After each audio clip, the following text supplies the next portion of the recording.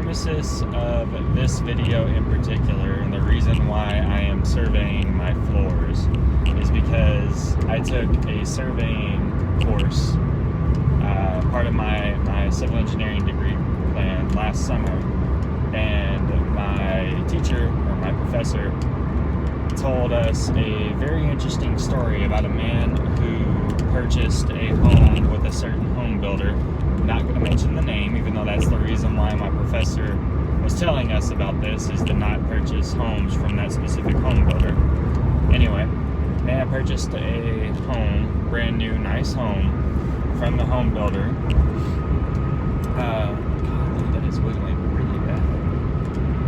Purchased the home from the home builder. Sorry, I get off topic real easily. I might have some kind of ADD or ADHD. Anyway, purchased the home from the home builder. The home builder did everything, got all the specifications and stuff that he wanted. He said the first 2 months living in the home was great. One day, the gentleman said that he woke up and got out of bed, everything felt a little wobbly. He said he wasn't drinking or anything, hadn't been drinking the night before, not sure why everything felt a little wobbly and wanky. But needless to say, he had to go to work. So he pretty much went into the kitchen, got his coffee and stuff, got ready to head out to work. Goes to twist the handle and open the front door, and yanks on it, door doesn't open. Kind of looks around like, what? That's strange. So he's like, whatever, I gotta hurry up and get to work. Goes to the back door, unlocked, has it unlocked, turns the handle, goes to open it, doesn't open either. This man is literally trapped inside his house because none of his doors open. So what he did was he opened a window, hopped out, went to work. After work, he came back and noticed that the framing and stuff was slightly off tilt. And so he called and tried to talk to the home builder and let him know what was going on, because it's like a month or two after he purchased the home. And the home builder told him that it's due to settling. The foundation is just settling, and it'll go away. Like it'll correct itself. So I am a senior, into my senior year of civil engineering degree, of a bachelor's in civil engineering. Homes do settle, foundations do settle, but they don't settle like that. You think about it, the foundation's all one thing. When it settles, the dirt underneath it wasn't compacted enough, so it's basically just filling in pockets of loose dirt as it settles. The foundation will tilt, there will be slight tilts and things of that nature in the foundation, but everything above it will remain square to the foundation. It's kind of the point of a foundation. Like, everything's built on it. It stays, whatever happens to the foundation happens to everything that's built on it, right? So, the dude gets, this is where my professor came in. The gentleman actually calls a land surveying team to come out and survey his floor, the inside of his house. Everything should be level. Now, I know that some of you are going to be like, there's grades, like you have to have a certain grade to the home, there's got to be a certain slope. That is very true outside the home. There's got to be a slope, a slight gradient, a slight slope away from the home to, whenever it rains, to force water away so it doesn't get under the foundation and cause it to sink or settle. But the last part of pouring a foundation is going through and leveling it all out, making sure everything is level and smooth, and then letting it sit and cure. So that was wrong. Whenever my professor went out, he's a licensed surveyor. He's able to go out, and he has this little field book that he uses, and every licensed surveyor has a field book. He goes out and he writes down all the dimensions and stuff. And it turns out from the front door to the back door, there's a 6-inch drop. Like he said, to the point that it's a straight shot from the back door to the front door in that home. He said that he put a marble at the front door, and it got to rolling so fast it left a small indentation in the molding at the bottom of the back door from how fast the marble was going. So yeah, something was wrong. later on, he ended up getting a forensics engineer to go out there and check it out. And one of the post tension cables snapped, which caused the foundation to do this. So it didn't settle the way that they said it did. Regardless, the man goes back and he's like, hey, I don't want y'all to fix this. I purchased a new home. I don't want a, pardon my French, half-ass foundation. I just want my money back. The builder's like, no, that's not how this works. We fix it. We're not giving you a refund. So the reason why I said everything about the licensed land surveyor is because the homeowner decided to file a lawsuit. Wow, that is strobing. Oh my God. Strobe alert, guys. Please be mindful.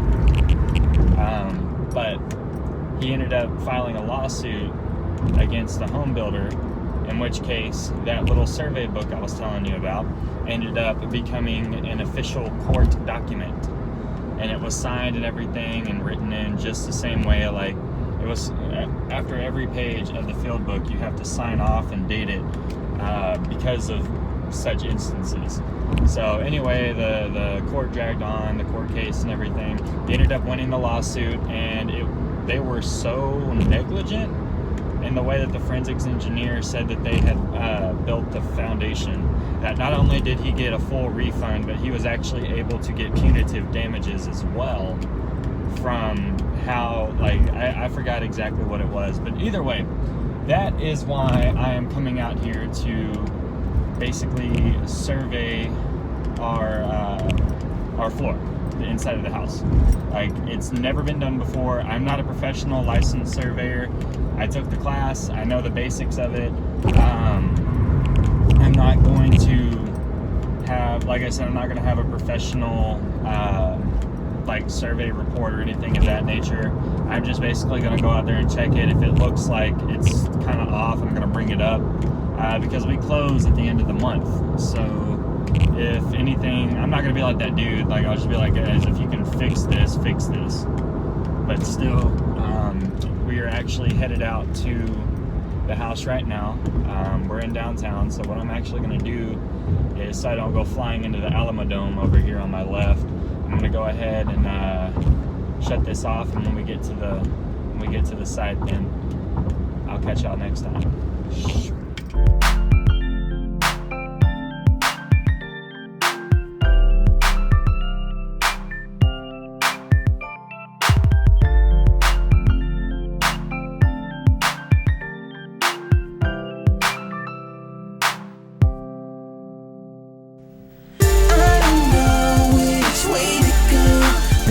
See, I'm trying my best to get it back, trying my best to make it happen. Oh, girl, I want you, and I don't know what to do. I can't have you, girl. What I've been through, girl, all I want is you. Alright, so it does appear that there may be an issue. They are currently putting carpet in, and we have to have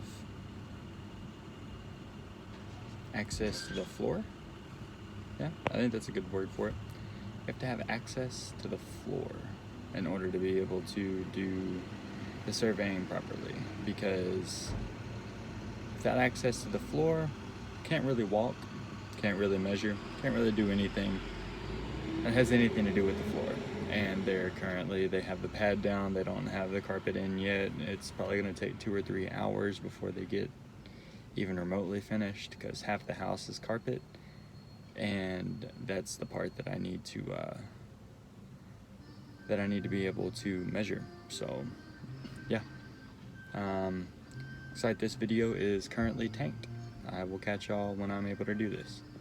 Later. And surprise, we are here at the house. Let me see. iPhones are terrible. It's really hard to do all this. And as you can see, sun's about to go down. It's like 8 o'clock at night.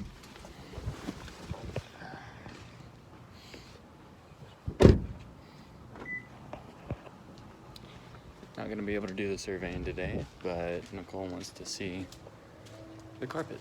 So we are here to see That's nice. That's fun.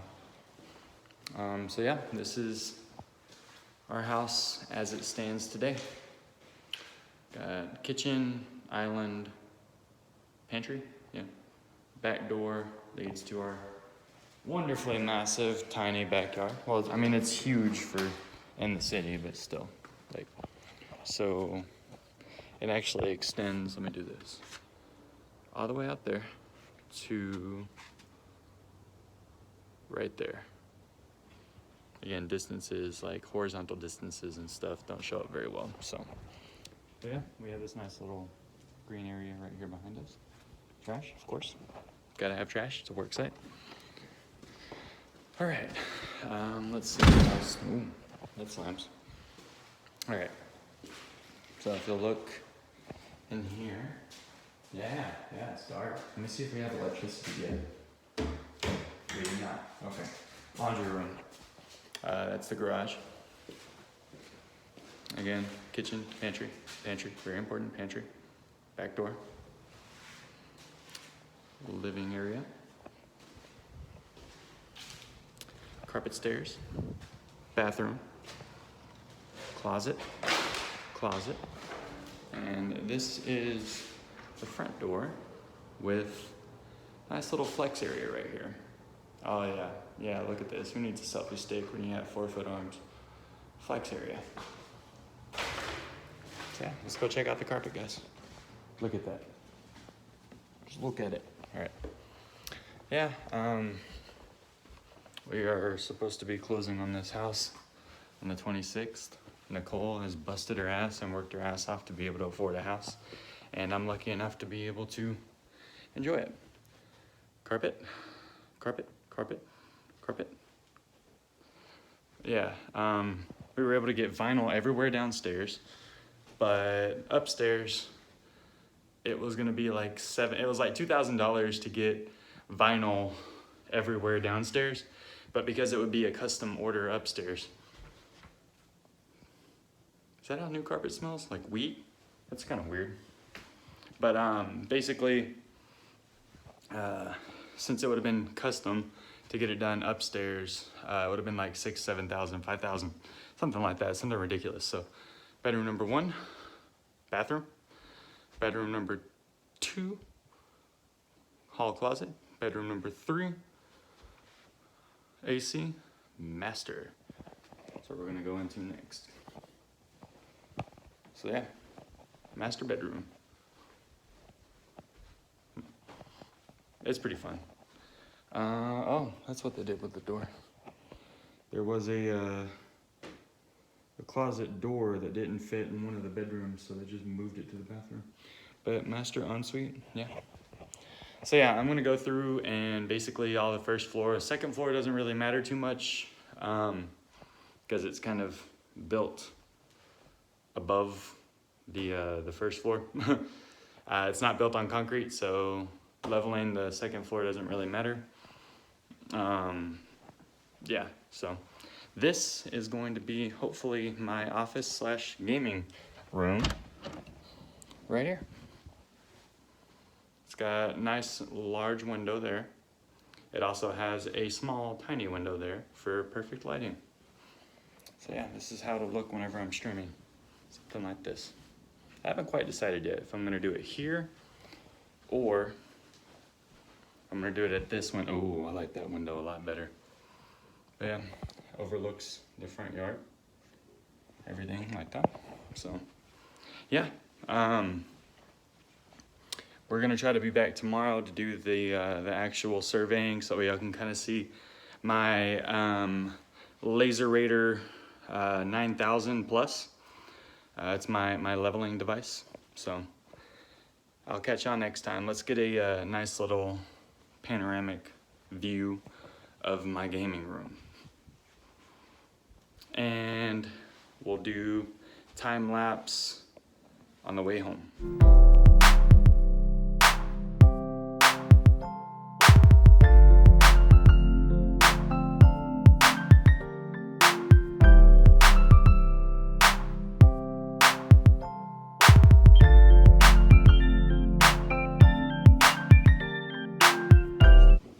All right, y'all. It's been about an hour. That drive took a little bit longer than expected. Normally it's about a 30-minute drive, but I got Chick-fil-A. It's not for me.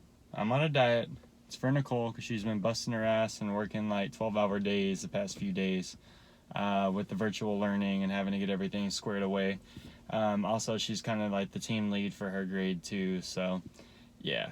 But unfortunately, I think I'm going to have to make this 2 videos. I never would have thought that I would have to make it 2 videos, but them having to put the carpet in really kind of threw a kink in my, I don't know, ground my gears. I don't know. It's been a long day. It's like 9:30 at night, so I will catch y'all all in the next episode, and we will definitely get down to leveling some floors with the levelator. The laser levelator 9000. Catch y'all next time.